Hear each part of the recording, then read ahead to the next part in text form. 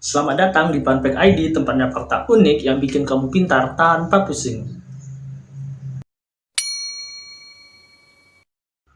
Lu percaya nggak sih, di dunia ini ada ikan yang bisa jalan di air loh? Kayak manusia keluar dari air terus ngebirik di tanah.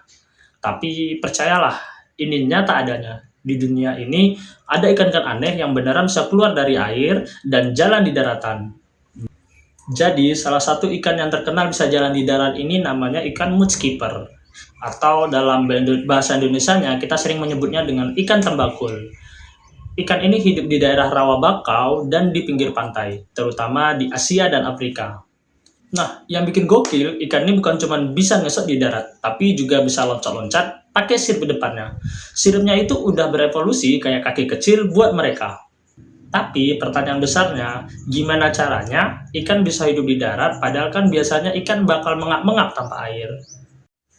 Nah, ternyata ikan skipper punya trik rahasia. Mereka bisa menyimpan udara di dalam insang. Jadi, semacam bawa tabung oksigen mini. Selain itu, mereka juga bisa bernapas lewat kulit dan mulutnya.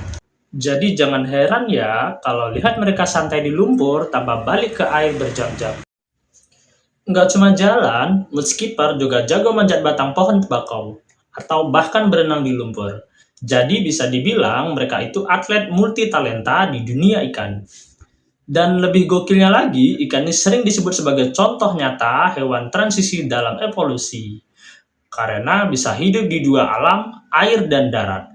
Mereka sering jadi bahan penelitian buat nyari tahu gimana dulu hewan purba pertama kali pindah dari laut ke daratan jutaan tahun yang lalu.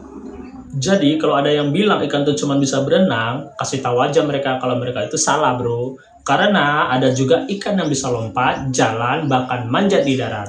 Siapa tahu suatu hari ikan-ikan kayak gini bisa jadi inspirasi buat robot amfibi yang bisa menjelajah di dua alam. Nah, menurut lo, kalau manusia bisa kayak mudskipper ini, hidup di air dan darat, kira-kira enak nggak ya bro? Tulis jawaban lo di kolom komentar.